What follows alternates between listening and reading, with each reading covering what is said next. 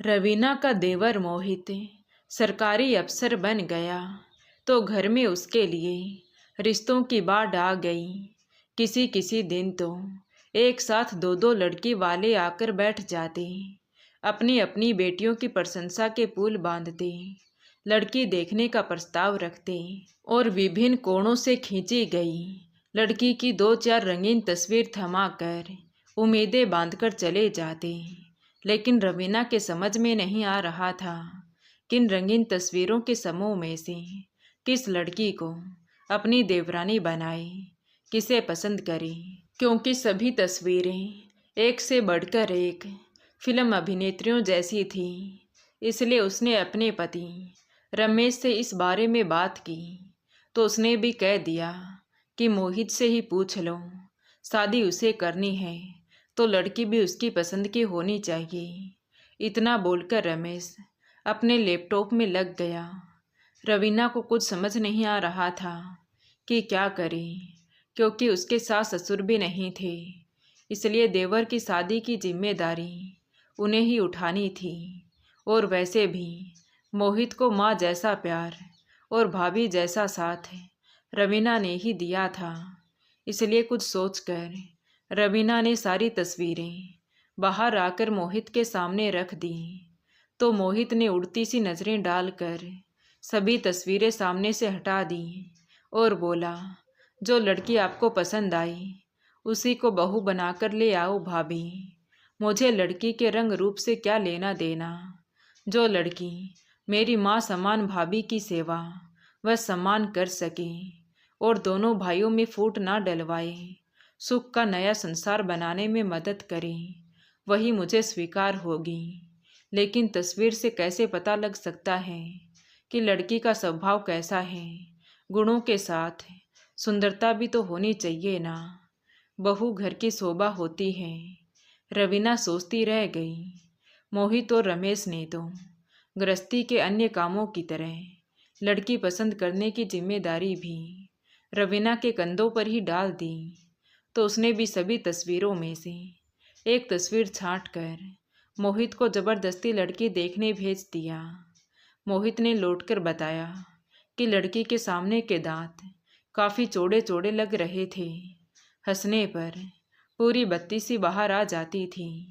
दो जगह रवीना ने अपने पति रमेश को भेजा, पर वो दोनों लड़कियां भी पसंद नहीं आई।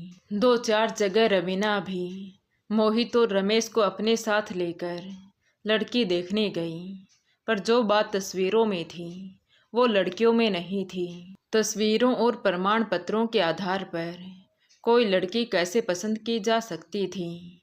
इसलिए झुंझलाकर रवीना ने तस्वीर वापस भेज दी, क्योंकि जगह जगह लड़की देखने जाकर लड़की वालों को परेशान करना भी उचित नहीं था और अपना वक्त भी बर्बाद हो रहा था। घर में बच्चे भी अकेले दुखी हो जाते। अब तो रवीना को लड़की पसंद करने का काम पहाड़ पर चढ़ने जैसा लग रहा था। कुछ दिन ऐसे ही शांति से बैठे रहे। तभी एक दिन एक सज्जन अपनी भांजी का रिश्ता लेकर आए। एक सीधी सादी तस्वीर, बस ना प्रमाण पत्रों की गठरी, ना प्रशंसा के पुल और ना दहेज का लालच। लड़की इसी शहर में इंजीनियरिंग कर रही थी। ये सुनकर रमेश भी खुश हो गया, ताकि घर में दो पैसे आएंगे। मोहित से पूछा तो उसने वही वाक्य दोहरा दिए कि लड़की भाभी की पसंद की होनी चाहिए। तो रमेश और रवीना लड़की देखने चले गई। लड़की का नाम महक था। उसने अपने व्यवहार, सुघड़ता व भोलेपन से उन दोनों का मन मोह लिया। रमेश के इशारे पर रवीना महक को अंगूठी भेंट कर रिश्ता पक्का कर आई और कुछ ही दिनों में सादे समारोह से विवाह संपन्न हो गया। महक का मधुर स्वभाव और अच्छा व्यवहार देखकर मोहित भी रवीना की प्रशंसा करता और कहता कि मैं जानता था कि भाभी मेरे लिए लाखों में से एक छांट कर लाएगी।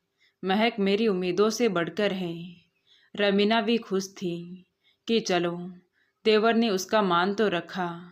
महक ने पढ़ाई पूरी की, नौकरी पाने का प्रयास किया तो उसकी नौकरी एक स्थानीय कंपनी में लग गई।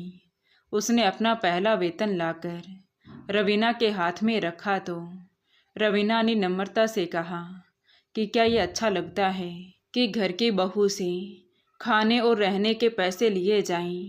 तुम इस घर की बहू हो, तुम्हें घर में रहने खाने का पूरा अधिकार है। मोहित ने भी महक के वेतन को हाथ नहीं लगाया। उसने भी कह दिया कि पत्नी की कमाई खाकर क्या मैं मर्दों की जमात में सिर नीचा कर लूं? कायदे से तो मुझे तुम्हारा खर्च उठाना चाहिए। तभी रमेश ने महक को समझाया कि देखो बहू, तुम बचपन से अपने मामा के घर में पली बड़ी हो। उन्होंने तुम्हारे पालन पोषण, शिक्षा आदि का भार उठाया है। तुम्हारे मामा की आर्थिक स्थिति भी ठीक नहीं है। अपने वेतन से तुम्हें उनकी सहायता करनी चाहिए। लेकिन भैया, मेरा इस घर के लिए भी तो कुछ फर्ज है, महक ने कहा। तो रमेश बीच में ही बोल पड़ा कि इस घर के खर्चे की चिंता मत करो, मैं इतना तो कमा लेता हूँ जिससे सबका खाना पीना चलता रहे। रमेश ने महक के नाम से बैंक में खाता खुलवा दिया और कह दिया कि जो भी पैसे बचते हैं वो अपने जमा करती रहो। कुछ दिन बाद जब मोहित ने भी घर में पैसे देने चाहे तो रमेश ने यह कहकर मना कर दिया कि तुम्हें भी तो अपनी कोठी व कार खरीदने के लिए पैसे चाहिएंगे। एक अफसर होकर इस पुराने छोटे से घर में रहेगा तो लोग क्या कहेंगे? अभी से रुपए जोड़ना शुरू करेगा तो वर्षों में जुड़ पाएंगे। तो महक की तरह फिर मोहित ने भी चुप रहना ठीक समझा। दोनों पति पत्नी कभी कभार कुछ नाश्ते का सामान, फल सब्जी वगैरह खरीद कर ले आते थे। 2 साल ऐसे ही हंसी खुशी बीत गई। 2 साल बाद जब महक गर्भवती हुई तो रवीना ने उसे ये कहकर सुबह का नाश्ता बनाने से भी रोक दिया कि पूरे दिन तो घर से बाहर ही रहती है, कम से कम घर में तो आराम मिल जाए। पूरे 9 महीने तक उसने महक को घर में कोई काम नहीं करने दिया। 9 महीने बाद महक माँ बनी तो उसके बेटे गोलू को पालने का पूरा भार भी रवीना ने अपने कंधों पर ले लिया। वो गोलू के सुसु पोटी के कपड़े भी हंसी खुशी धोती, जबकि महक और मोहित दोनों ने गोलू की देख रेख के लिए कोई आया रखने की पेशकश की। लेकिन रवीना ने मना कर दिया कि क्या ये उचित लगता है कि उसके रहते हुए गोलू आया की गोद में पले। नवजात शिशु के लालन पालन के लिए आया पर विश्वास भी तो नहीं किया जा सकता, क्योंकि जरा सी असावधानी शिशु के लिए जानलेवा बन सकती है। तो 2 महीने के गोलू को जेठानी की गोद में सौंपकर निश्चिंत होकर महक फिर से अपनी कंपनी में जाने लगी। रवीना के 2 बच्चे हर वक्त गोलू के इर्द गिर्द मंडराते रहते। गोलू सभी के हाथों का खिलौना बन गया था। रमेश भी रात को दुकान से आकर गोलू को उछाल उछाल कर खूब हंसाता और अपने पूरे दिन की थकावट भूल जाता।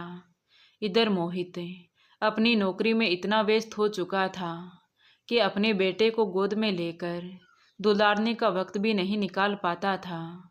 रवीना का बड़ा बेटा मयंक 2 बरस से लगातार इंजीनियरिंग की प्रतियोगिता में बैठता था। मयंक की योग्यता देखकर सभी को उसकी प्रतियोगिता में आ जाने की उम्मीद थी, पर पता नहीं क्यों मयंक को इस बार भी असफलता ही मिली। दूसरी बार असफल होकर मयंक पूरी तरह से निराश हो उठा। उसका इंजीनियर बनने का सपना चकनाचूर होते देख उसका पढ़ाई से जी उचटने लगा। इधर बेटे को दुखी देखकर रवीना और रमेश का मन भी बेचैन रहने लगा, क्योंकि दोनों ही वर्षों से बेटे को इंजीनियर बनाने का सपना देखते आए थे। लेकिन सपने क्या आसानी से सच हुआ करते हैं। घर में आर्थिक अभाव हो तो छोटे छोटे खर्चे भी पहाड़ मालूम पड़ने लगते हैं। मयंक के एक मित्र ने पैसे देकर किसी इंजीनियरिंग कॉलेज में दाखिला ले लेने का प्रस्ताव रखा तो पहली बार रमेश को अपनी आर्थिक क्षमता का बोध हुआ कि कहाँ से लाएगा इतने पैसे। फिर मयंक की पढ़ाई और छात्रावास का खर्चा कैसे पूरा कर सकेगा। फिर बेटी भी तो शादी योग्य होती जा रही थी और घर का दिन प्रतिदिन बढ़ता हुआ हजारों का खर्चा। ये सोचकर ही रमेश दिन रात चिंता में रहने लगा। मयंक ने पहले तो पैसे देकर दाखिला लेने से इनकार कर दिया। उसकी नज़रों में पैसे देना रिश्वत देने के समान था। लेकिन जब उसने अपने मित्रों को पैसे देकर दाखिला लेते देखा तो वो भी तैयार हो गया। लेकिन जब रमेश ने रवीना से कहा कि वो मयंक की पढ़ाई का खर्चा उठाने में असमर्थ है तो चिंता के कारण रवीना की भूख प्यास मिट गई। उसने पहली बार पति के सामने जबान खोली और बोली, जब भाई को अफसर बनाया था तब उसका लाखों का खर्चा भारी नहीं लगा था आपको। आज मेरे बेटे की पढ़ाई बोझ लगने लगी है। उसकी बात सुनकर रमेश ने कहा, रवीना, मयंक अकेला तुम्हारा ही नहीं, मेरा भी तो बेटा है। तुम मेरी बात समझने की कोशिश करो। जब मोहित पढ़ रहा था तब घर में अधिक खर्चा नहीं था। मेरी दुकान में उस वक्त ज़्यादा आमदनी हुआ करती थी, तो फिर मोहित से मांग लो। हमने ही तो उसे पढ़ाया लिखाया है, क्या वो हमारे बच्चे के लिए इतना भी नहीं कर सकता। रवीना ने उसकी बात को बीच में ही काटते हुए कहा। तो रमेश बोला, मोहित के पास इस वक्त इतने रुपए नहीं होंगे, क्योंकि कुछ दिन पहले ही उसने नई कार खरीदी है। तो फिर महक से मांग लो। देखो रवीना, मुझे किसी से कुछ मांगना अच्छा नहीं लगता।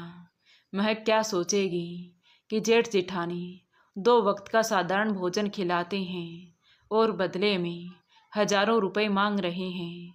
हो सकता है नाराज होकर वो लोग अलग घर में रहना शुरू कर दें।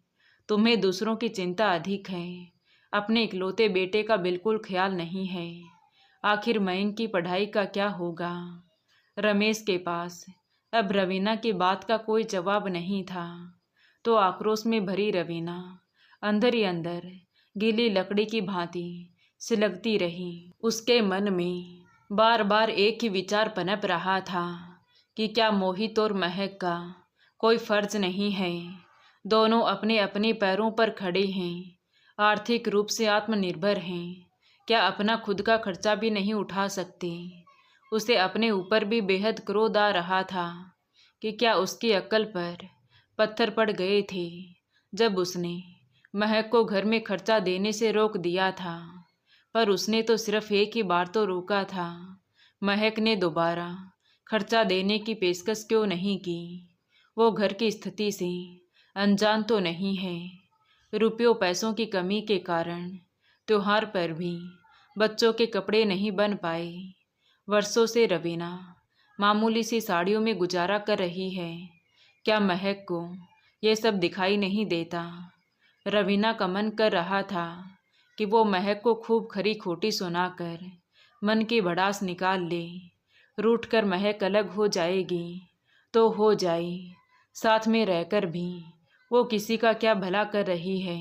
कभी ये भी नहीं सोचती कि जेठानी को थकान लग रही होगी, चाय बनाकर पिला दे, थोड़ा बहुत घर के कामों में हाथ बटा दे, आते ही बिस्तर पर पसर जाती है। मोहित भी कौन सा दूध का धुला है। घर के खर्चे में वो हाथ बटाना चाहता तो क्या कोई उसका हाथ पकड़ लेता। सिर्फ एक बार झूठ मूठ का खर्चा देने का नाटक किया था।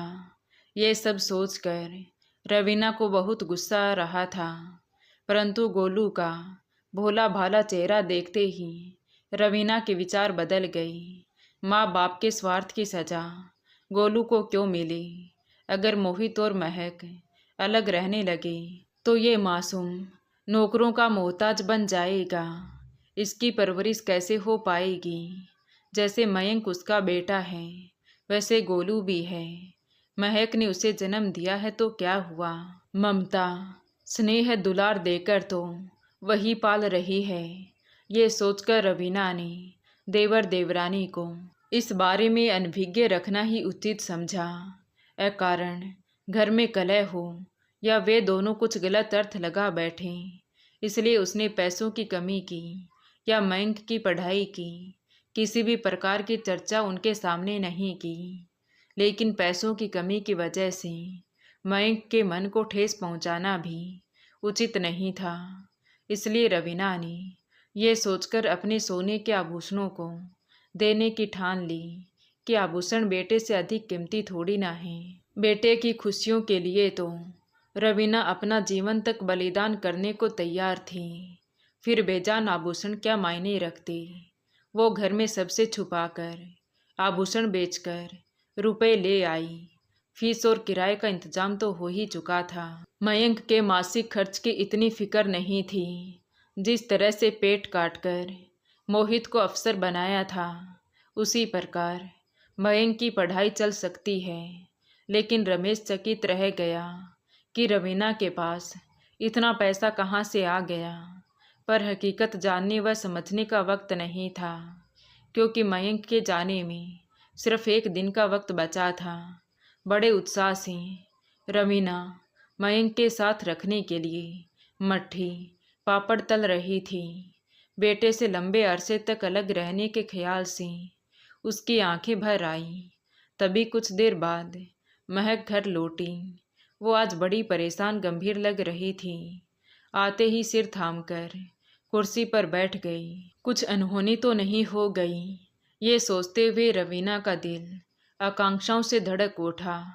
उसने हमेशा की तरह चाय बनाकर महक को दी तो वो फूट पड़ी। भाभी, आप मुझे कब तक पराया समझती रहेंगी? क्या मैं इस घर की बहू नहीं हूँ? क्या हुआ महक, तुम ऐसी बातें क्यों कर रही हो? रवीना ने हैरानी से पूछा। तो महक बोली, भाभी, घर में पैसों की कमी थी तो मोहित से या मुझसे क्यों नहीं कहा? चुपचाप बाजार जाकर अपने आभूषण क्यों बेच आई? रवीना घबरा गई। आभूषण बेचने की बात कानों में पड़ने से कहीं मयंक पढ़ने का इरादा ना बदल डाले। उसने शीघ्रता से कमरे का दरवाज़ा बंद कर दिया। फिर महक से चुप हो जाने का आग्रह करने लगी। मगर महक कहे जा रही थी कि वो तो अच्छा हुआ भाभी कि मेरे मामा जी ने आपको उस सुनार की दुकान से निकलते हुए देख लिया था। आपके निकलते ही वो सुनार के पास गई और सारी सच्चाई का पता चला तो मामा जी घबराए हुए मेरे पास पहुँचे। मुझे खूब लताड़ा कि मैं बहुत लापरवाह हूँ, घर का ध्यान नहीं रखती, जेठ जेठानी को पैसे नहीं दे सकती। घर में नौकरी वाली बहू लाने का उन्हें क्या लाभ रहा जब उनके दुख संकट में ही तूने उनका साथ नहीं दिया। मुझे माफ़ कर दो भाभी, सचमुच मुझसे बहुत भारी भूल हो चुकी है। महक की आंखों से पश्चाताप के आंसू बहने लगे। अरे अरे, ये क्या कर रही हो? बच्चों की तरह रोने बैठ गई। थकी हारी आई है, ले चाय पी, ठंडी हुई जा रही है। मैं आपके सभी आभूषण वापस ले आई हूँ भाभी। मेरे खाते में जितने पैसे जमा थे वो भी निकाल कर ले आई हूँ। आपने कभी कुछ नहीं मांगा, ना कभी रुपए लिए। मामा जी ने भी मुझसे कोई आर्थिक सहायता स्वीकार नहीं की। अब बताओ भाभी, आखिर मैं इन पैसों का क्या करूँगी? महक ने रोते हुए कहा। तो रवीना बोली, अरे, इतने ढेर सारे पैसे निकाल कर ले